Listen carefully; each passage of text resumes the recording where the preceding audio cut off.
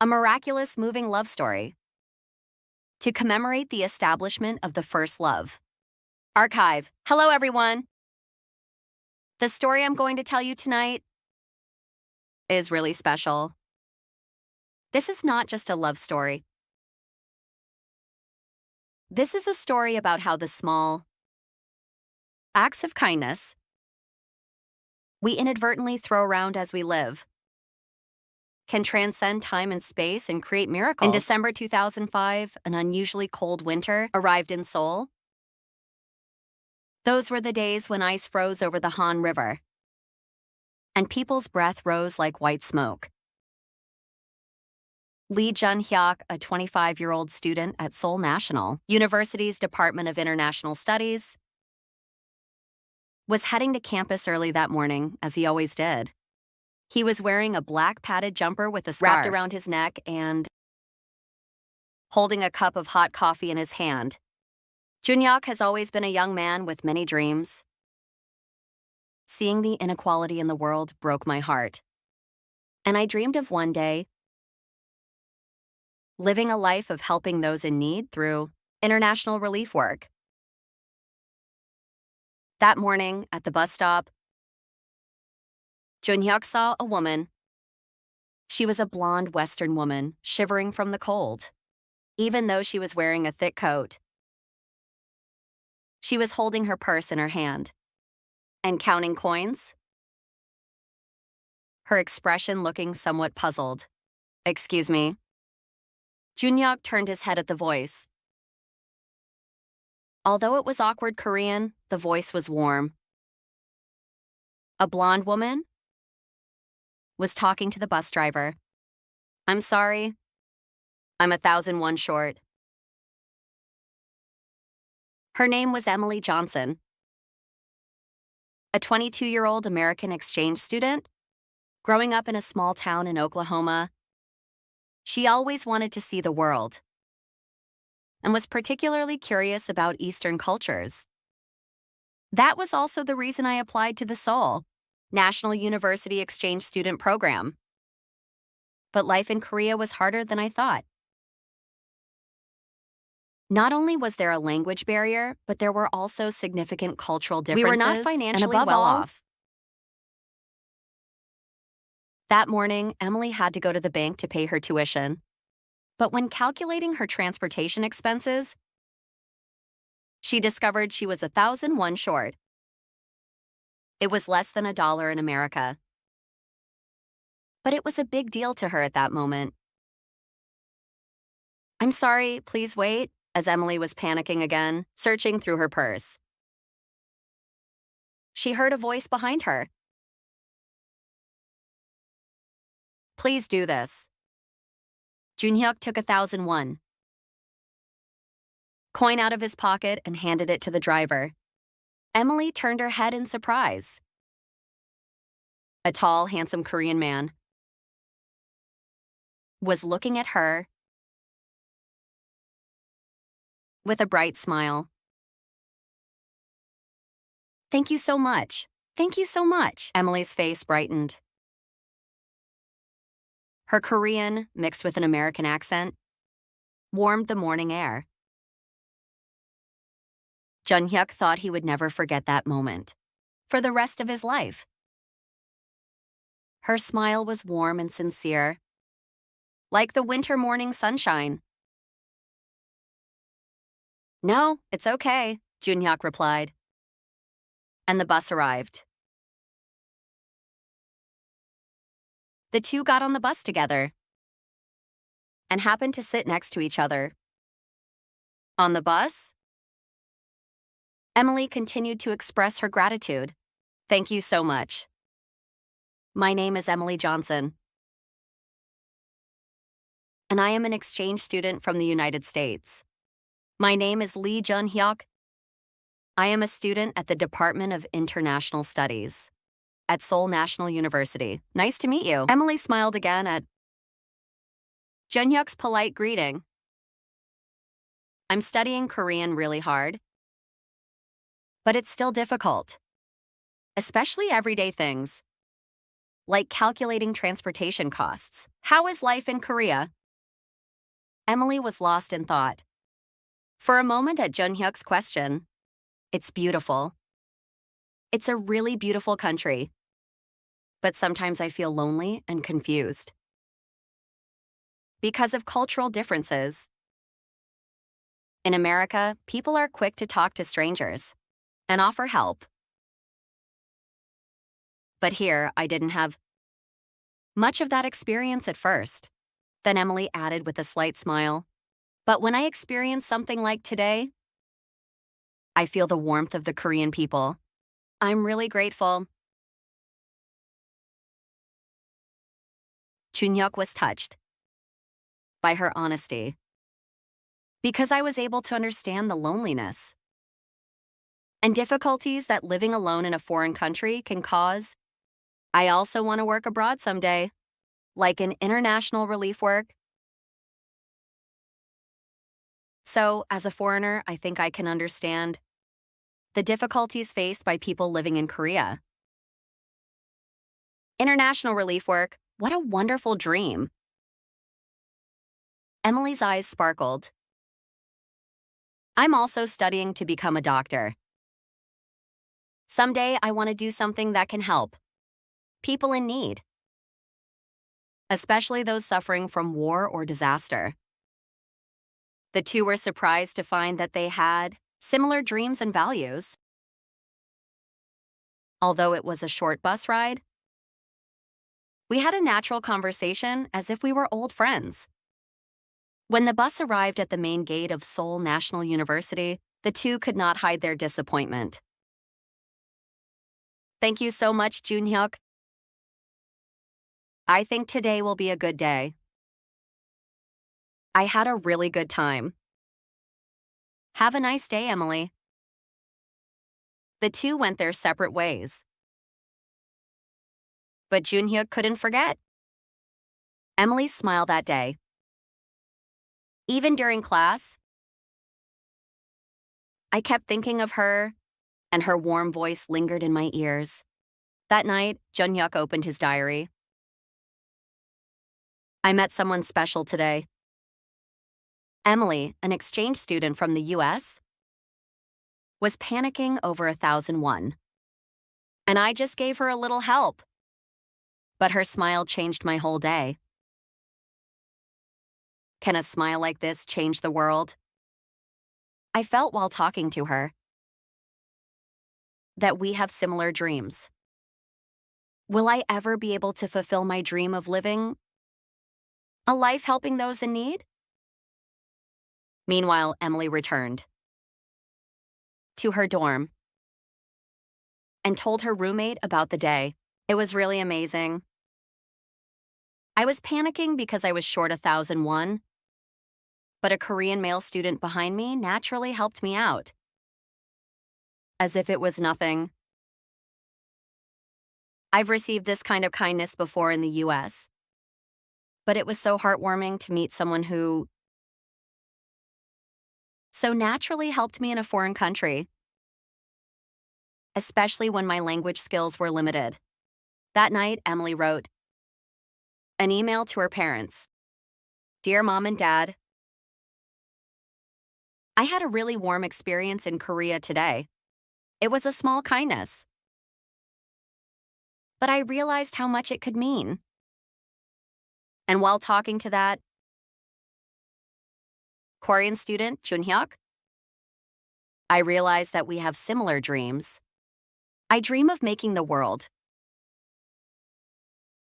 a better place. That kindness in Seoul changed me.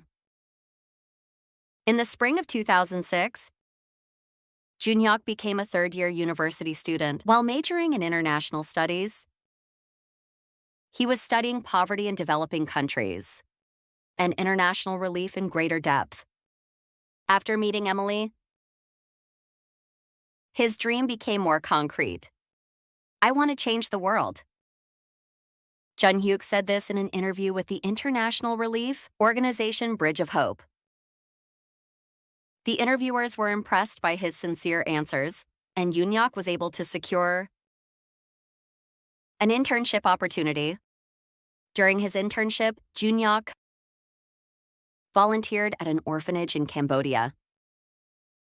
There he saw children suffering from poverty and disease, and realized that his dream was not just an ideal, but a desperate reality.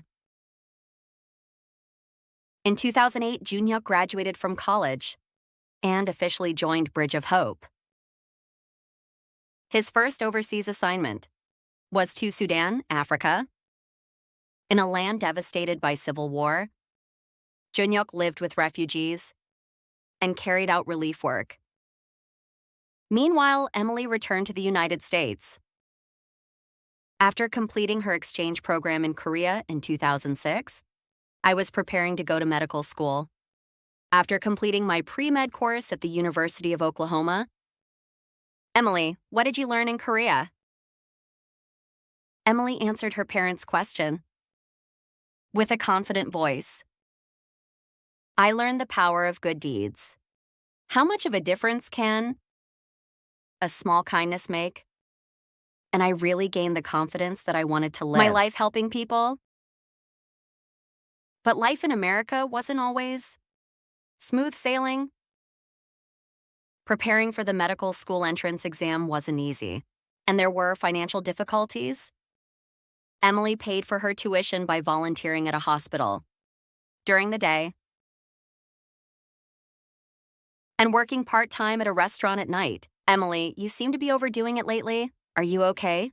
Asked her roommate, Sarah, concerned.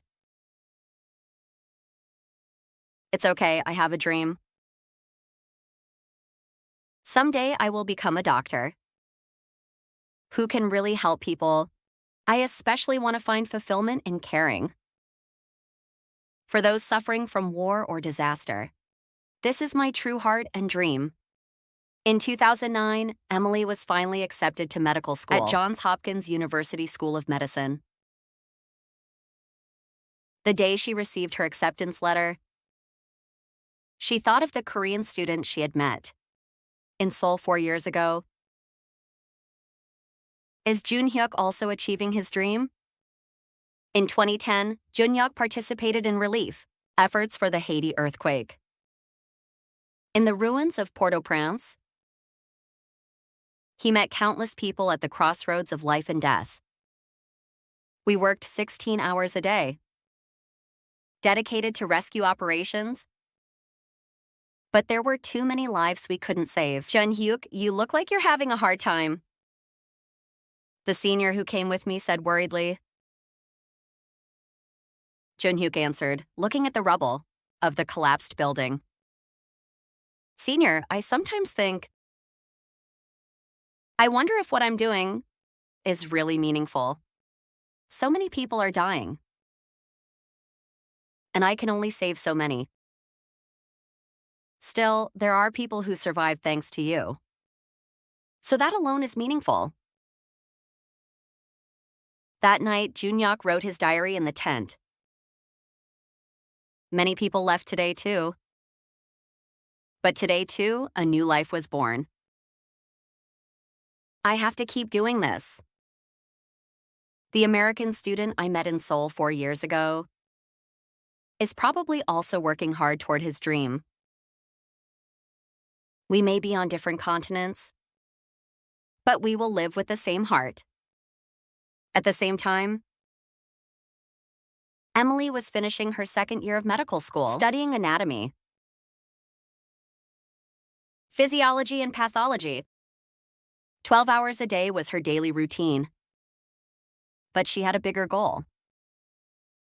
Professor, after graduation, I would like to work for an international medical volunteer organization like Doctors Without Borders. The professor in charge was a little surprised by Emily's words. Emily, that's really dangerous and hard work. How about working as a doctor in the US for a stable life? Professor, I have a dream. I want to provide medical services to people who really need help. 4 years ago, I received a small act of kindness in Korea, and it changed my life. In 2012, Junhyuk was dispatched to Syria. It was a time when civil war was escalating, and countless refugees were in need of assistance. In a refugee camp near the Lebanese border, Junhyuk witnessed scenes of life and death every day. "Why are you here? This is dangerous for Koreans." 2. A Syrian refugee asked Junhyuk. Junhyuk answered in broken English. "Because we are the same human beings? Your pain is my pain." Those words brought the refugee to tears. That same year, Emily began her clinical training as a fourth-year medical student. While practicing in the emergency room at Johns Hopkins Hospital, she encountered a diverse range of patients. "I have witnessed their suffering firsthand, especially while treating refugees and illegal immigrants. Doctor, my daughter, please save my daughter," a Syrian refugee father pleaded with Emily. At that moment, Emily felt the same emotions she had felt in Korea 4 years ago. It speaks to the value of reaching out to those in need. "I will do my best, don't worry." Emily treated the child with care. And fortunately, the child was able to recover. That night, Emily wrote in her diary, "That kindness in soul changed me. The natural helping hand that Korean students showed me back, then made me who I am today. Someday, I too would like to go to a place that really needs help and provide medical service." In March 2015, the Syrian civil war escalated. There was an airstrike near the refugee camp, where Junhyuk was, and many people were injured. Junhyuk was trapped under building debris while trying to rescue injured children. Junhyuk, his colleagues rescued him. But Junhyuk was seriously injured. It was a situation where internal bleeding was suspected, along with a leg fracture.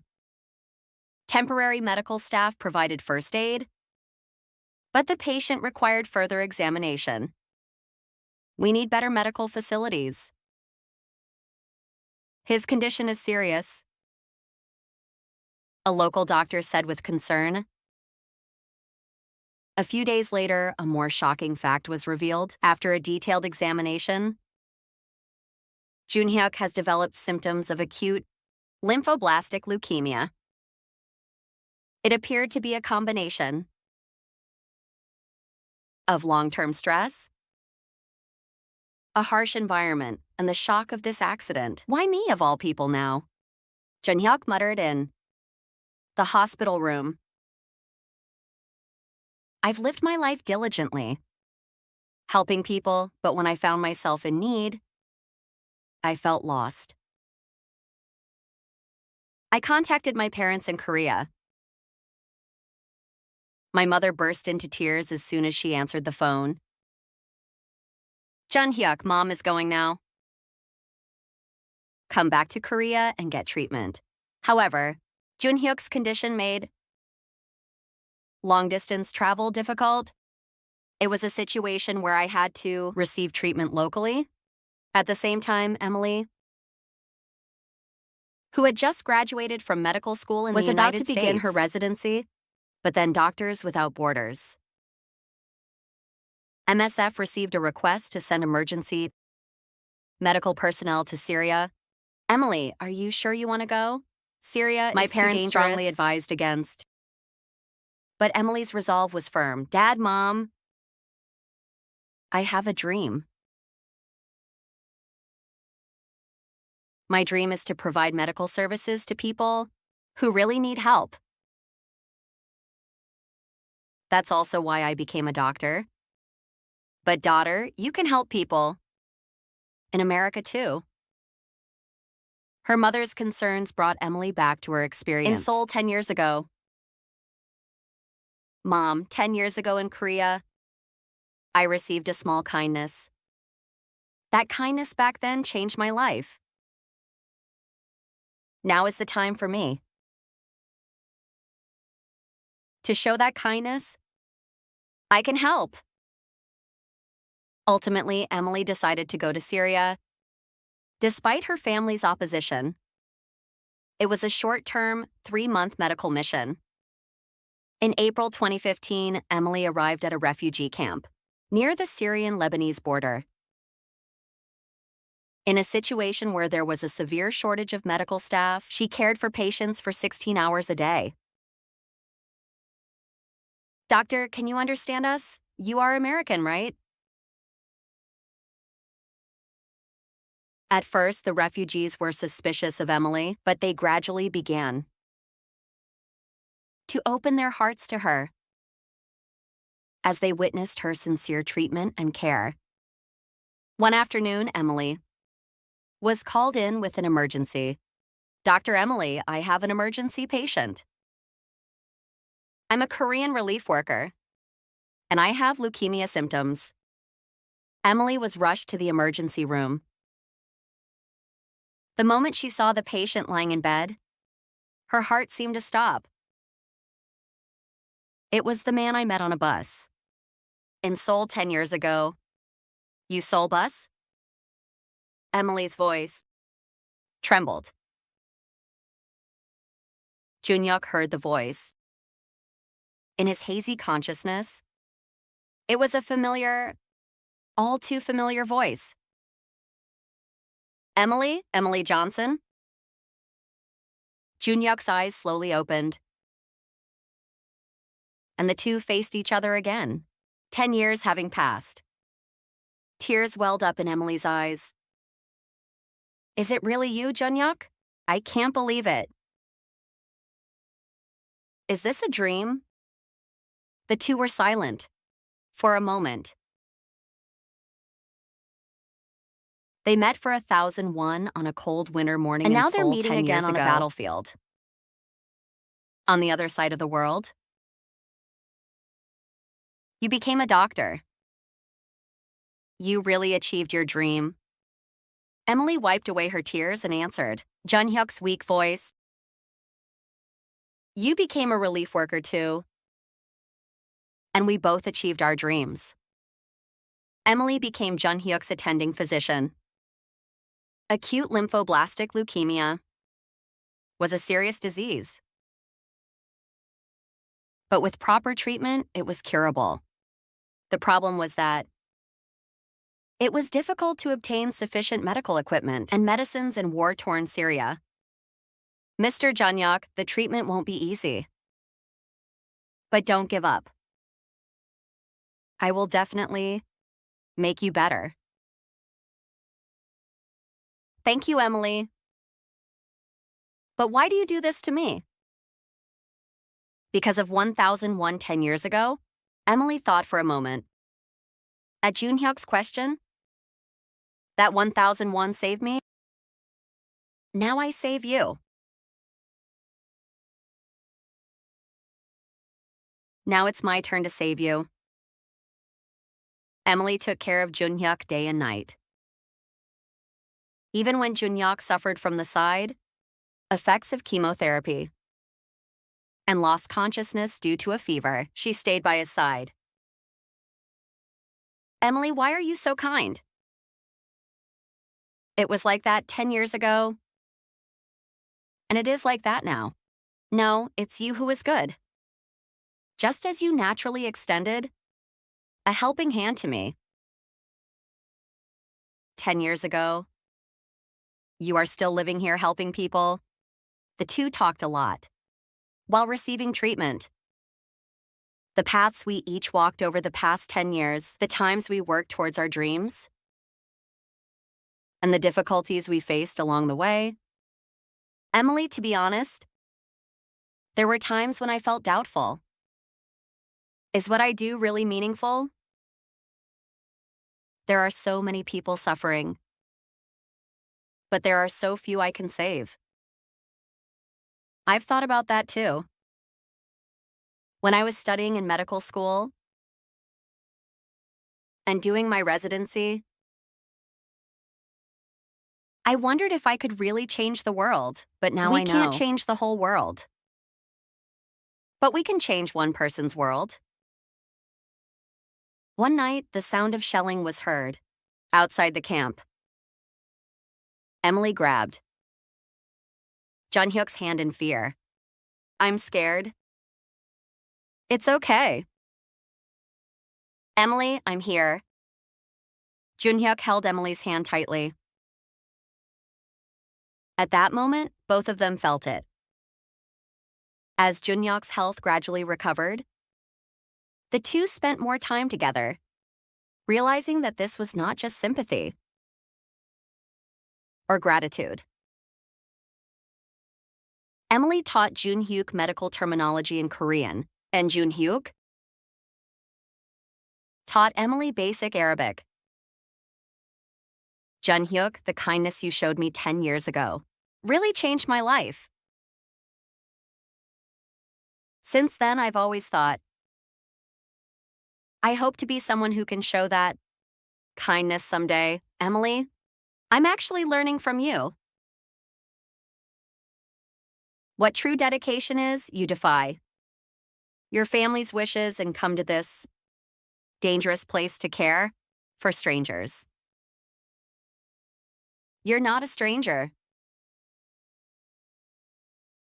Junhyuk's heart raced at Emily's words. Emily, I think you're special too. I've been for the past 10 years. That night, the two sat on a small hill outside the camp and gazed at the stars. It's strange. How can we be this happy when we met in such a difficult place? In such a dangerous situation? Junhyuk smiled at Emily's words.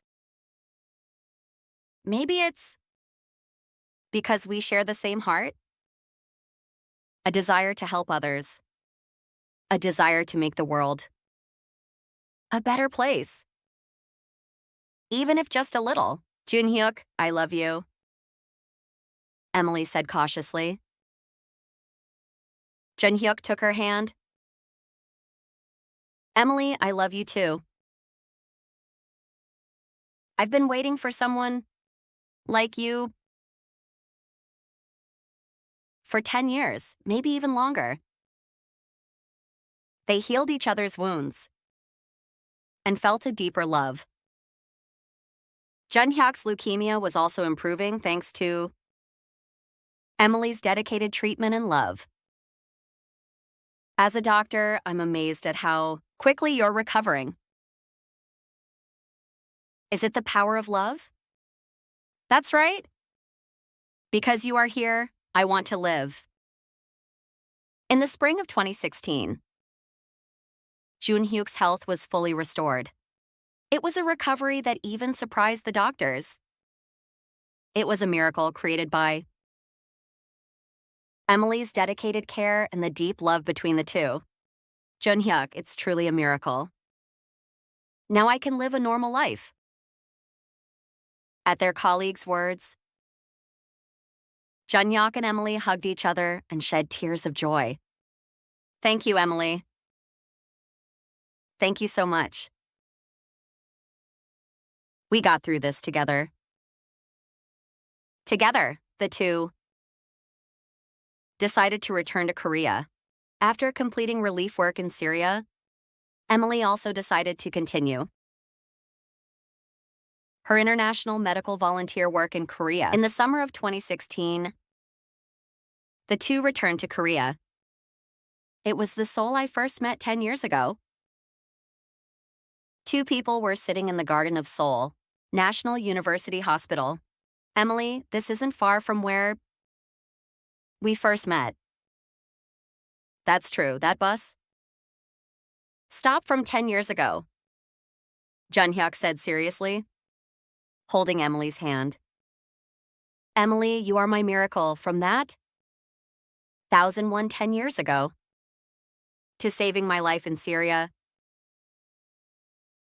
You are the miracle of my life. You are my miracle too. The small act of kindness you showed me changed my whole life. As time passed, both families came to understand the true love between the two. When Emily's parents visited Korea, they were able to see firsthand Junhyuk's character and the deep love between the two. Junhyuk, you really love our daughter. Emily's father said to Junhyuk, yes, I really love you. Emily is my life. Savior and life companion. Junhyuk's parents also opened their hearts to Emily's warmth and dedication. Emily, thank you so much. Please save our Junhyuk. The mother held Emily's hand and shed tears. In the spring of 2017, Junhyuk proposed to Emily at Namsan Park.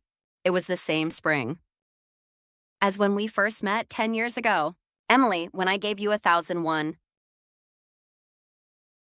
10 years ago.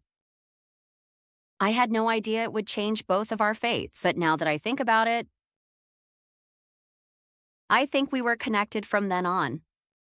Junhyuk took out the ring and said, Emily Johnson, marry me, together. We will connect the world. Emily replied through tears.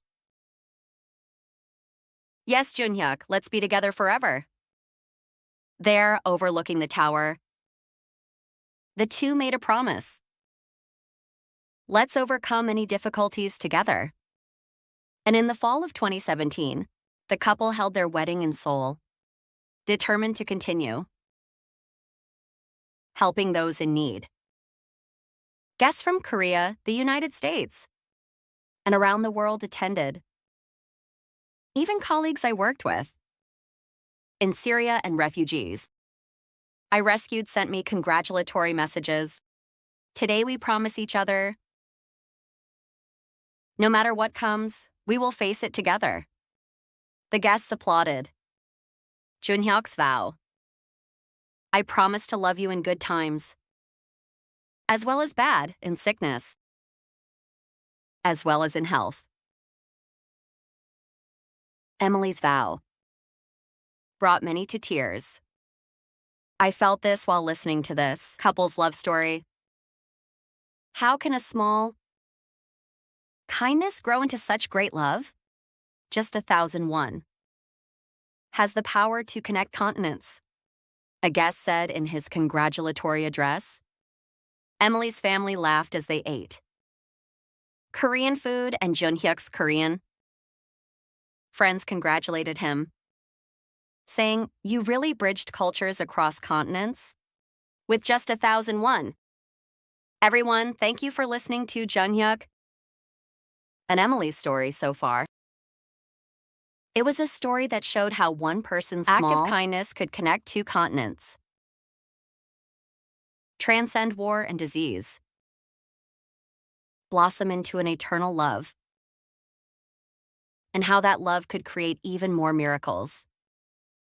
If you felt that today's story resonated with you, please subscribe, like, and leave a comment congratulating Junhyuk and Emily on their wedding. Wouldn't this also be the beginning of a miracle? Thank you for listening for so long. A miraculous and moving love story to commemorate the founding of the first love. Archive. See you next time. Rest well.